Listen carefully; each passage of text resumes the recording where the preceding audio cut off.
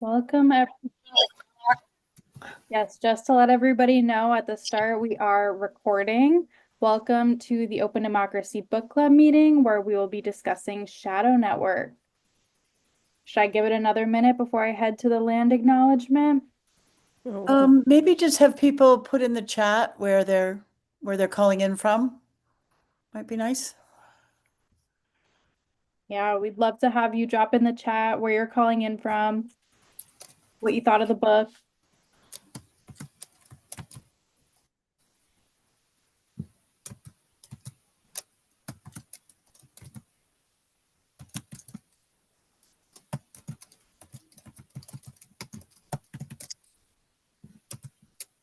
So Kaylee, Sure.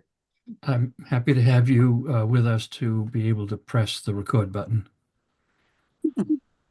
That was actually Doreen. Thanks though, Bob. Should Bob be muted? I'm muted? No. No? There we go. Okay, everyone, we're going to head on to the land acknowledgement before we begin. So Open Democracy acknowledges we do our work on Indakina, the traditional ancestral homeland of the Abenaki, Pennacook, and Wabanaki peoples past and present. We acknowledge and honor with gratitude the land and waterways and the people who have stewarded Indakina throughout the generations and continue to do so today. And I will pass it over to Kate to introduce Anne. Great. Thank you so much, Kaylee. Thank you so much, Doreen. Olivia can't be here tonight, but we're pre-celebrating her wedding over the weekend. And we are really, really thrilled. I see people are still coming in to have Anne Nelson here tonight. What a book. It's kind of in a trio of important books, and all of these authors know each other. Jane Mayer wrote Dark Money. Nancy MacLean wrote Democracy in Chains, which we did. And now, well, Anne Nelson here to talk about Shadow Network. I'm going to read a tiny bit about her here.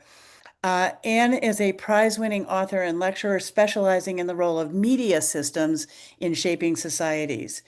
So the Shadow Network, our book, explores the broadcast and digital media platforms deployed by Christian nationalists and fossil fuel interests to win political and economic power.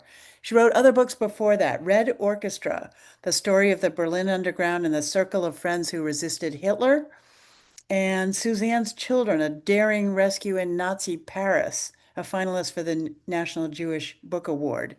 There's much more about her. She has been director of the international program at the Columbia Graduate School of Journalism, constructing a curriculum on human rights reporting, and then was former director of the Committee to Protect Journalists and one of the earliest staff members of Human Rights Watch, founding researcher on Latin America. This I did not know until I read this. She was also a prize-winning playwright and screenwriter. Her 2001 play, The Guys, dealt with the aftermath of the 9/11 attacks and opened off-Broadway with Bill Murray and Sigourney Weaver. Did everybody know that? I didn't know that. Who reprised her role in a feature film. And other little famous kind of fun things, has appeared in a number of documentaries and interviews, including a 2021 appearance which was after this book, but after the afterword, on Bill Myers on Democracy, where he called her a leading voice on media and human rights. And all of those things are of critical importance and worry to us in this current moment that we're in. So, Anne, we're excited to have read your book. Not all of us will have read the book, but we'll hear about it and to hear what you have to say about, as we say in the book club, where we are, how we got here, what do you think we can do about it? So we're going to turn it over to you now, Anne Great. Well, thanks so Nelson. much for having me. And I really am very excited about book clubs. I think they're a wonderful phenomenon that give me some hope for the future. Um, so yeah, as you said, have had a varied career. And um, it was interesting writing this book about the anti-Nazi resistance in Berlin, Red Orchestra, which came out in 2009 and has just been re-released in a paperback edition with a new foreword that where I write about the early stages of Nazism, what you had in the Nazi Party from the 1920s into the early to mid 30s, which people haven't studied as much. And that's where you see this weird parallel where you have the shrinking of the space for the lawyers and the judges and the press, and this gradual takeover of the institutions of democracy and of society. Education, the purges. It's uncanny, actually. Mm. And so writing that book unexpectedly set the stage for me to look at what's happening now. And as I mentioned in Shadow Network, I'm from Oklahoma. I saw the early signs of this phenomenon there and initially thought it was just this local phenomenon. And then I started to realize that it had a national reach. And so there was this moment, which maybe some of you shared with me, of watching the returns in 2016 in the election and watching the New York Times election meter go from a 99% Hillary victory on down to zero, and looking at my daughter and saying, what just happened? So I dropped everything and really went to work on this book. It came out in 2019. And then with January 6th, I included those events and the whole COVID and ivermectin issue in the paperback edition. And that came out in 2021. So for those of you who've read the book, it really lays out the origins of this movement that we're confronting now. And a documentary called Bad Faith has been released based on the book. It's available on Amazon Prime and YouTube and other places. So it's kind of a visual Cliff Notes way of getting some of the material from the book. But I do feel that what the book has that is not easily available elsewhere is an analysis of the media issues and also the extremely important role of digital media and digital campaign tools and how different they are between the two parties, right? I think that the Republicans and the MAGA crowd figured out how to harness digital campaign tools to their recruitment of fundamentalist and evangelical Christians. So there's a vast amount of data harvesting that's been going on. They have exploited the media deserts that you have in many parts of the country where people just don't have access now to fact-based journalism in their daily lives and in their communities. These newspapers have died off. And the radio stations that used to base their reporting on the local newspapers don't have access to that anymore. And so what I consider to be bad actors have filled that vacuum with right-wing talk radio, with evangelical and fundamentalist broadcasting, and now with this massive social media campaign that just blankets these areas. And it's not that it's a majority of the American voters. It is not a majority. However, the way our electoral map works is that underpopulated states have a disproportionate weight in both the Electoral College and in Congress. That's just how it's set up now. I don't like the way it's set up, but that's how it is. So if you have these news deserts that are manipulated by these media systems, what it gets you are many, many voters who actually believe that Democrats endorse executing newborn babies that are healthy. And I've traveled the country. I've heard people tell me this, and actually, very sincerely, they believe it because they've been told it endlessly. They believe that vaccines cause autism. I could go on and on. They've been pounded with this misinformation and base their voting on this basis. So that's why I spend so much of my energy looking at media systems and trying to figure out how to break through this impasse. Now, when I wrote the book, I talked a lot about these origins in the Southern Baptist Convention and the roots of this movement in the what I call the American petrostates, Louisiana, Texas, and Oklahoma, where I'm from, because you had a tremendous amount of money from fossil fuels industries being poured into these campaigns and harnessing fundamentalist Christians through their racism and their pushback against the school integration process that was going on in the 60s, 70s, and 80s. That was how it worked. And I don't think that the fossil fuels people cared that much about the schools. They were more about the economy and avoiding taxes and avoiding environmental regulations. But they didn't have the votes on that basis to get themselves elected, as David Koch established in 1980 when he attempted to run for vice president as a libertarian and got less than 1% of the vote. So that's where they had to turn to the evangelicals and use Ralph Reed as somebody who could harness these ideas and the culture wars to the media, to these congregations, and use the pastors in this process. And it went on largely under the radar as far as the Democrats were concerned and as far as the national media was concerned. But it's had this enormous effect.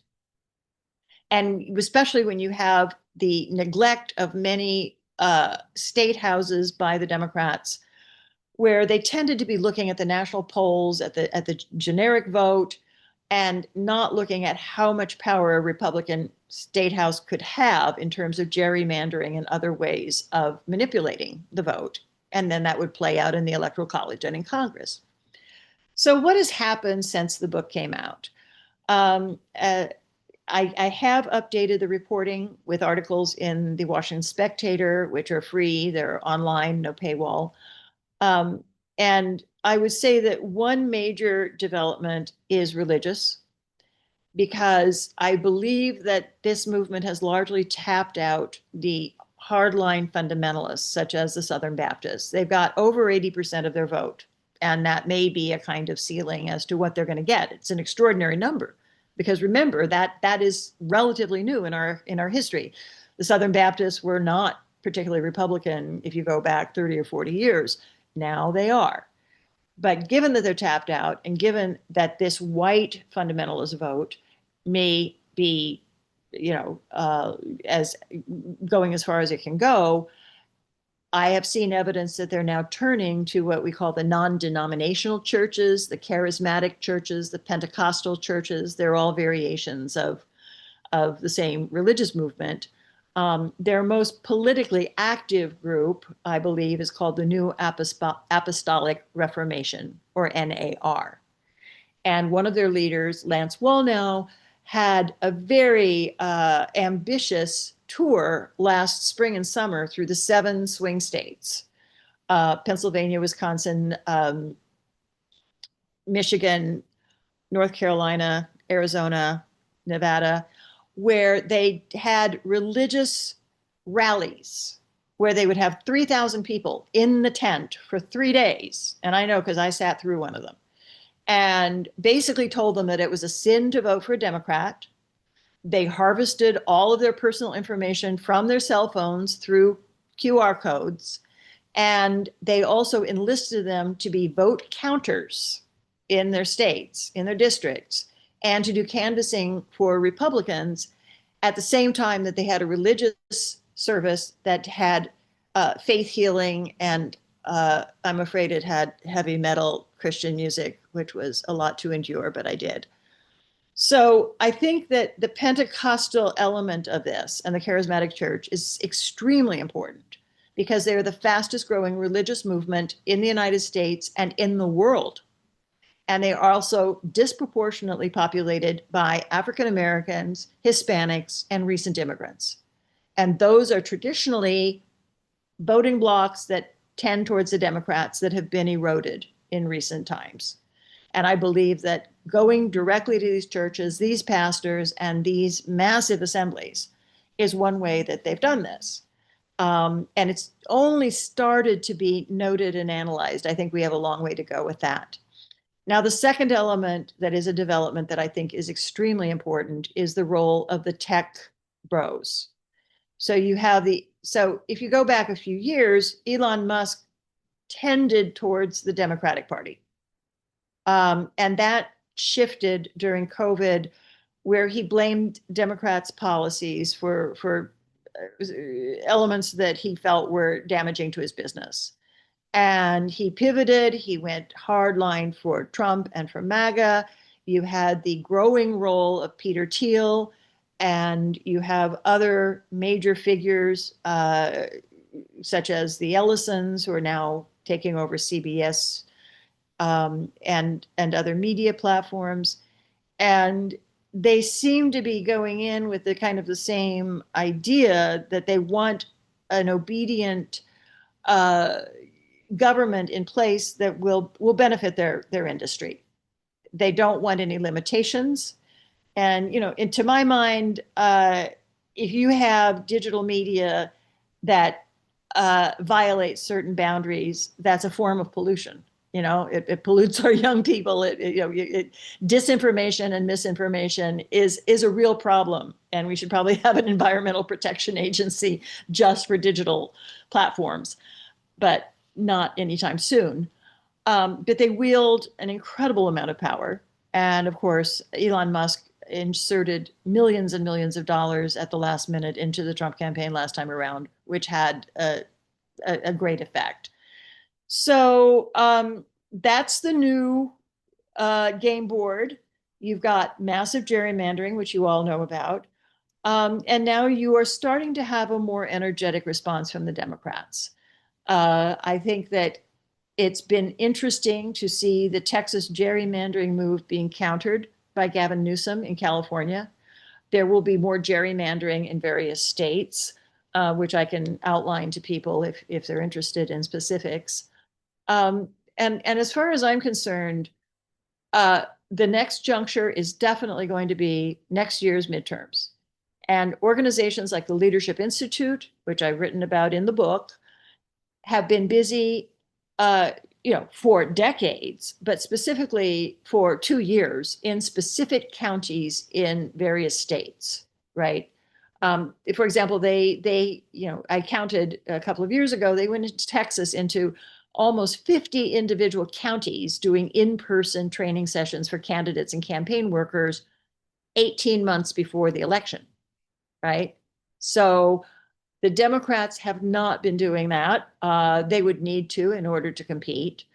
They would need to recruit and train candidates on a much larger scale and go into states where, districts where they're not going to win, but establish a presence and establish communications with communities and let people know what's actually at stake for them.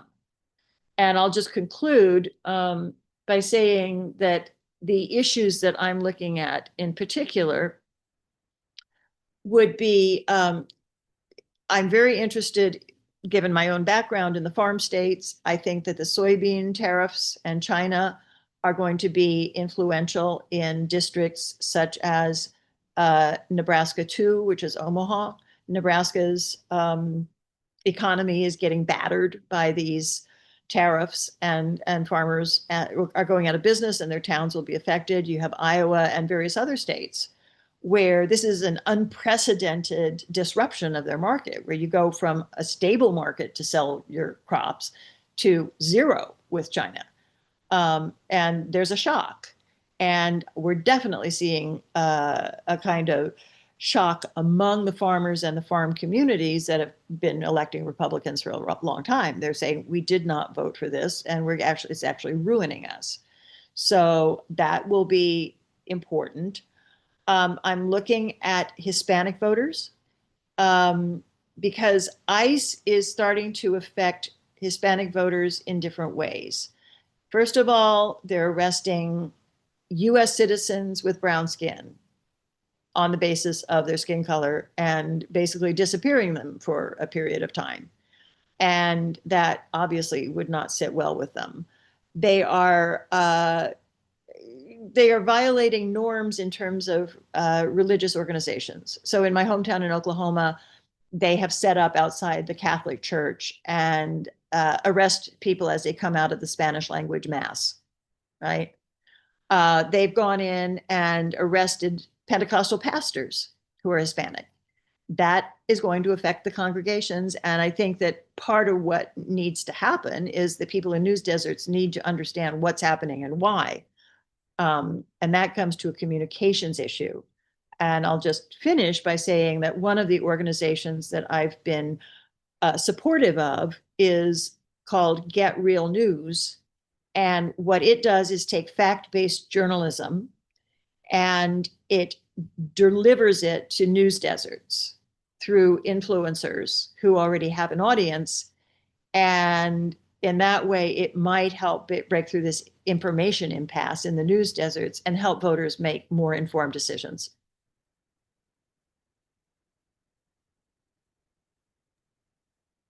Awesome. Thank you so much, Anne. That was amazing. We are going to open up the floor for questions now. So if you have a question for Anne, please either physically raise your hand or you can use the raise hand function on Zoom by clicking react and then raise hand. I see June, and then we'll do Barbara after. June, I think you're still muted. You have to invite them to unmute, Kaylee. Oh. Asked to unmute. Can you hear me now? Yes. On page 176, you talked about the databases that Obama used. And in 2008, I was living in Amherst, New Hampshire, and I was one of the Democrats who wrote down who voted and kept track of the Democrats that voted. And then what Obama did was, as we wrote it down, they got put into, they called a number to take them off the voter roll. And so at noontime, there was a clean list of people in Amherst who had not voted because all the ones that had voted had been removed.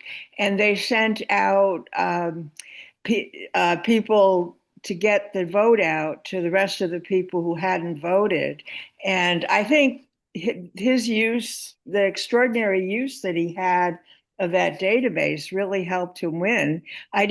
I was ill during the 12 election, but when I volunteered for Hillary Clinton's election campaign, they didn't do any of that. And I think I asked 5 or 6 people above me in the campaign why they weren't using databases like this. And they just ignored all the comments from the people that were canvassing. And so I think it made a huge difference. And it really validated a lot of your other points because of my personal experience of what you said. So, yeah, and in 2008, we remember that John McCain was famously unable to use his own email, right? Oh, yeah. At that point, Obama and his team were, in fact, ahead of the game on digital campaign techniques. And that came painfully to the attention of various people on the right, including the Koch brothers. And that's when in 2010, they invested $50 million, $50 million in I360, which has been the state of the art political database. So I have not been able to research what's happened in the immediate past, but if you go back to the Raphael Warnock campaign in Georgia, I had somebody who was canvassing for Democrats in that. And what the Republicans had were campaign cell phone apps where if you went to the door, it told you, it gave you a script that was based on combined commercial and political data that told them who they voted for, what they bought on Amazon, what they watched on Netflix, what they gave money to, and out of that produced a script that would talk about abortion to a Catholic housewife and talk about guns to a hunter, etc. Right. And all the Democrats had was whether they voted in the last election and whether they were dead, basically. So it was totally uneven. I call it bringing a banana to a knife fight, Now, I think that the Democrats have tried to accelerate what they're doing. But one of the problems is that the Republicans have heavily subsidized their data operations, and the Democrats are more of a commercial operation where poorly funded candidates are at a disadvantage. All right, I believe it was Barbara, and then we'll do Moji. I'll ask you to unmute Barbara. Got it. Okay, first, I just wanted to say the importance of media literacy in giving people those skills to teach them how to decode the news so that they learn how to really look into the facts.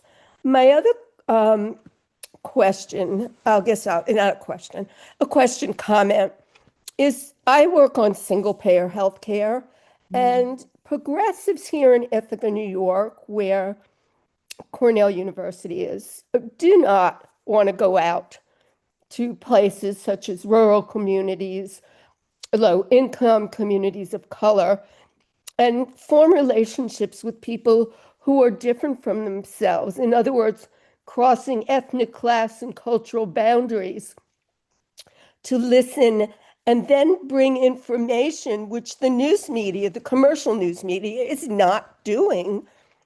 And bringing people into a movement or giving them the tools and the support that they need to speak with their representatives, whether that be state or federal. And I was wondering if Anne had any thoughts about that position. And I see that also, I have to say, with Indivisible. I'm here rather than going to an Indivisible meeting because I can't deal with that viewpoint anymore. It's too hard for me. Yeah. Well, first of all, thank you for your work on single payer healthcare. It's so important. Um, and it's something that I care about a lot. And I totally hear you about this social divide that we have, even, among progressives and the left and our urban and our educated populations.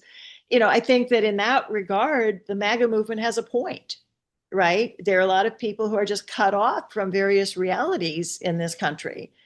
It's been super interesting for me as a resident of New York City to see Mandami's campaign and how much he has and his campaign workers have reached across these social boundaries. Right. And whatever you think of the guy, there is something inherently democratic about his approach. So I do feel, in terms of the urban populations, it's really painful. And I've seen movements in other countries where young people are inspired to make those connections. I don't see it happening here. I think it could. I would love to see more work with college students, because they can hold on to some idealism in some cases.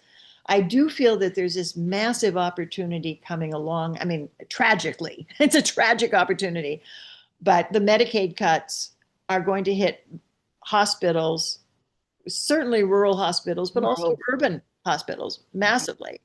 And, there's a kind of, I got mine attitude in this country where it's like, oh, I don't have to worry because I have good insurance. I have this, I have that. And whatever happens to those people is not my problem.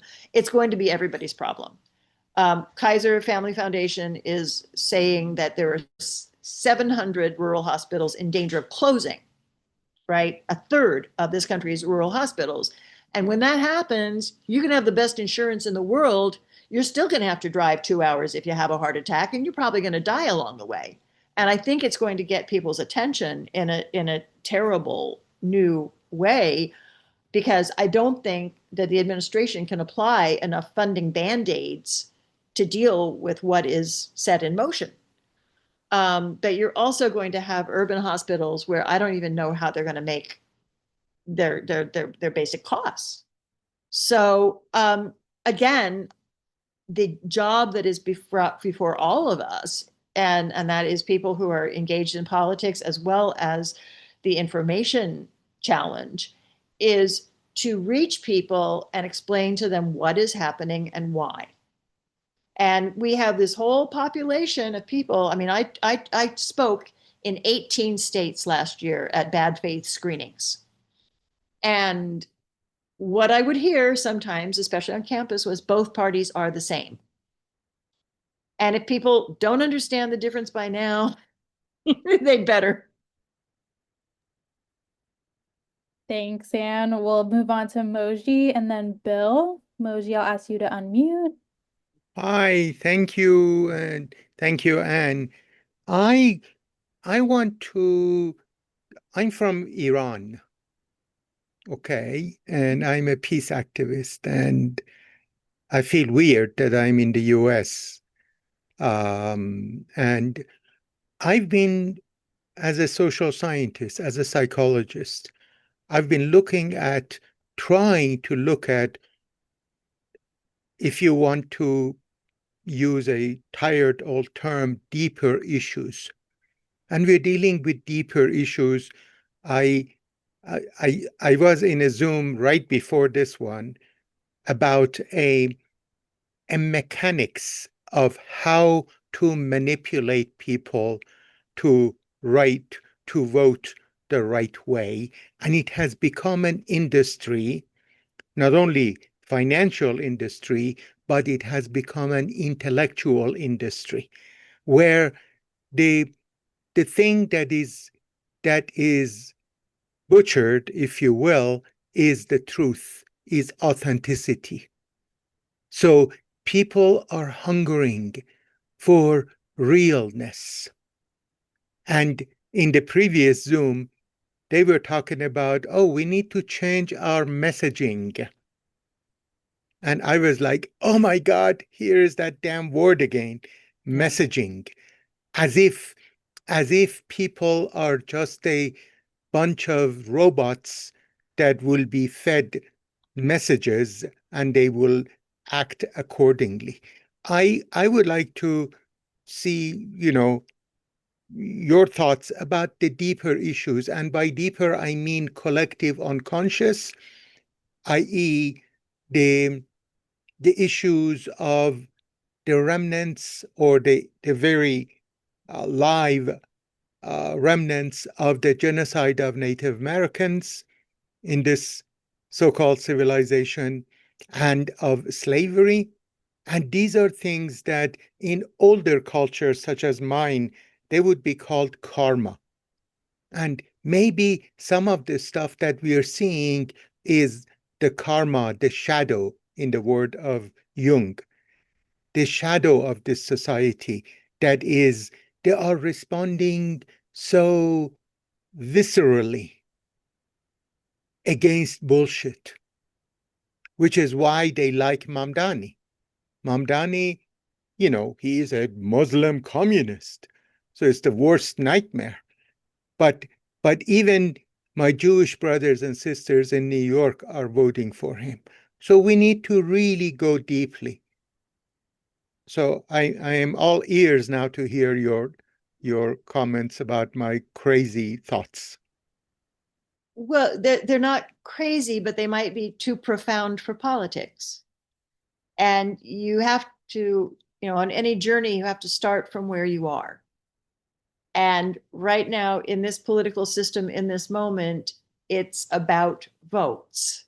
Now, I agree with you that the whole cult of messaging is backfiring because people have a sense of when they're getting manipulated, when they're getting sold something. And I do believe that there is a value in giving them facts. But the other part of it that needs to happen is that people are allowed to see what is before their own eyes. So if one politician says there's no inflation, but they're paying twice as much for groceries to feed their families, they need their reality validated, right? That's a fact. That's an experience. That is powerful. Now, in terms of our country, there is a lot of historical work, and I write history, and writing history means unwriting past writings of history, right?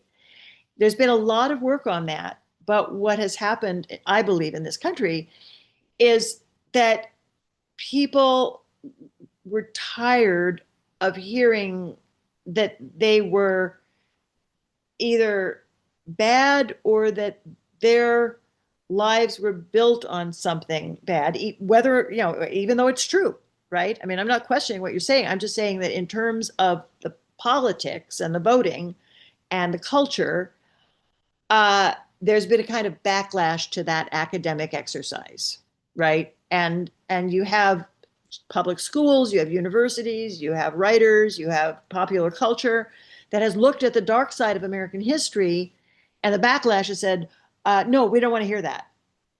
So I think in a practical sense, what matters to me is very much the now and the urgency. What I'm worried about is people not vaccinating their children and children dying of measles when they don't have to. I'm worried about people not getting the care, not getting the food banks, not getting the things that they need now. And yes, it is proper and right and important to reflect on the things you're talking about, but that will not be the political main event to deal with the current crisis. People want to feel that there is something good and positive, constructive that they will be doing, that they're voting for something and for their lives to be better and for them to feel better. That was Trump's magic formula, right? He told them that things were going to be better and that they should feel great about themselves. And he got this response that has gotten us into this situation. Thanks, Anne. All right, Bill.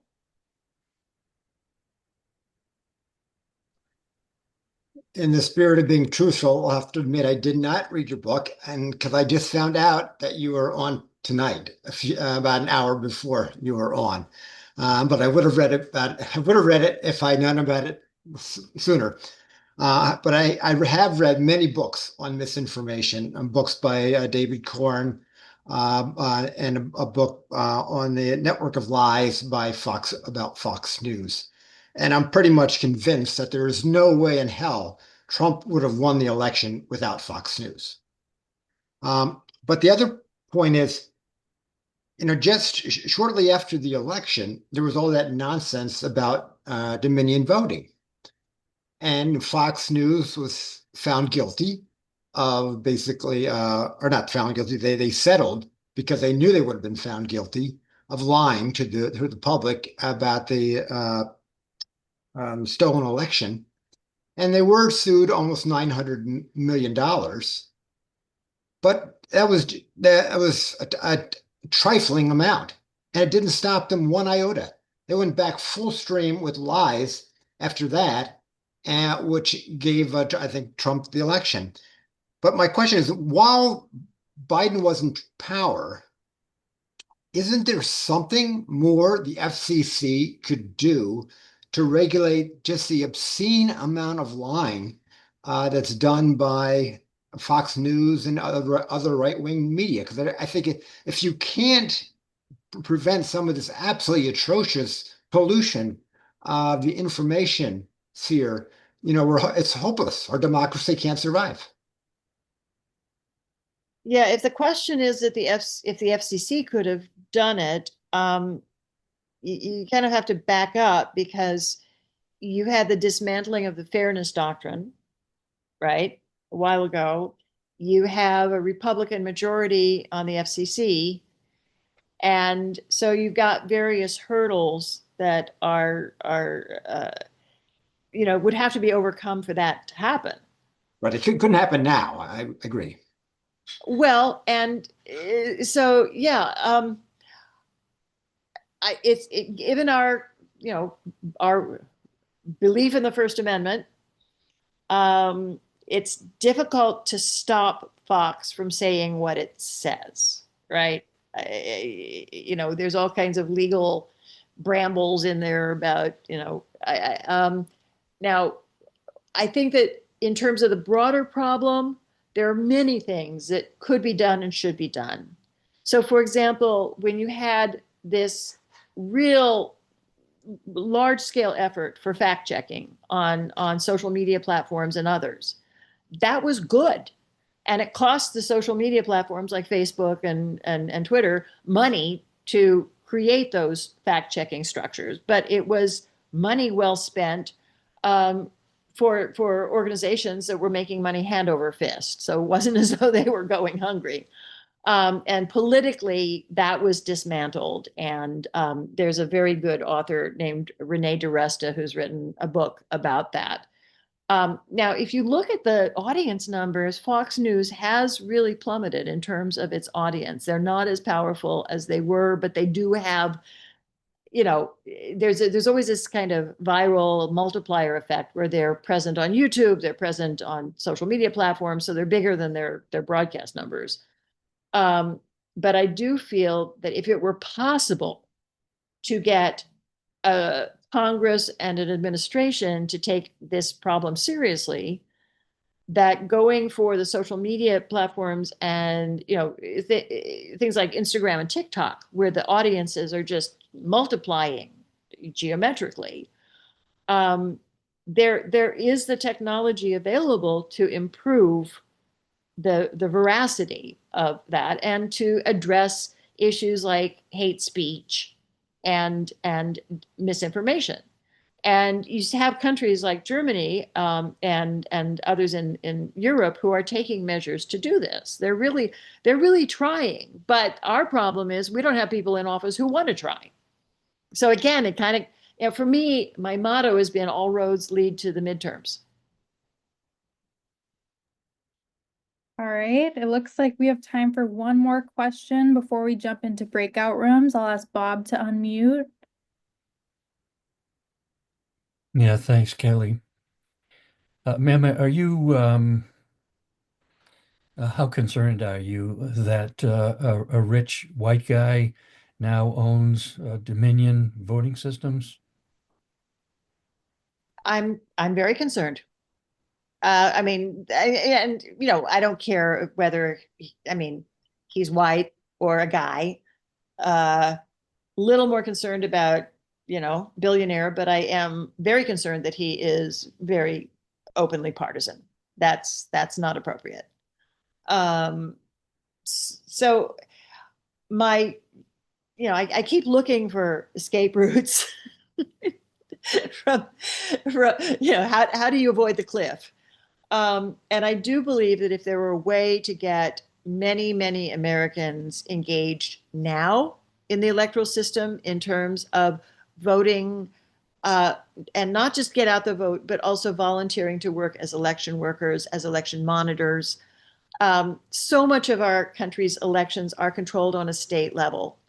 And if you have enough people exercising enough ethical oversight in enough polling places, that would really limit the malfeasance that could be carried out. And there is time now to organize that. I don't know whether there are enough people focused on that. And part of the problem that we have is, as our friend mentioned earlier, you have groups like Indivisible, but they're very concentrated in areas where their opinions are dominant. And getting election monitors in Tacoma Park, Maryland is not the issue. It's getting it into places where there are going to be very tight elections and a lot of opportunities. And again, I wrote about this Michigan rally, Pentecostal service in the Washington Spectator. And I think it would be useful for people to look at that because it talks about how they're recruiting these religious people to be election workers, and what the very entrepreneurial showman pastor said was, that's so you can be spies in the camp, right? And at this rally, which was co-sponsored by Turning Point USA, they were just a mile a minute with misinformation about elections, how 2020 was stolen, how going on and on. There were 3,000 people in Michigan in that tent. They were all told to go canvass for Republicans, and the Michigan was lost by 9,000 votes. Now do that arithmetic, right? And again, I don't see the Democrats. I mean, I don't have, universal knowledge, but I don't see enough advance work to counteract this kind of activity, which is openly anti-democratic.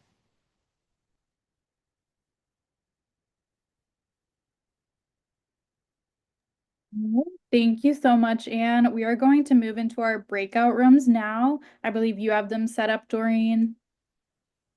I do. Anne, thank you again. Do you want to stay for a breakout room? Sure. No. Why don't Okay. you throw me into one? Okay.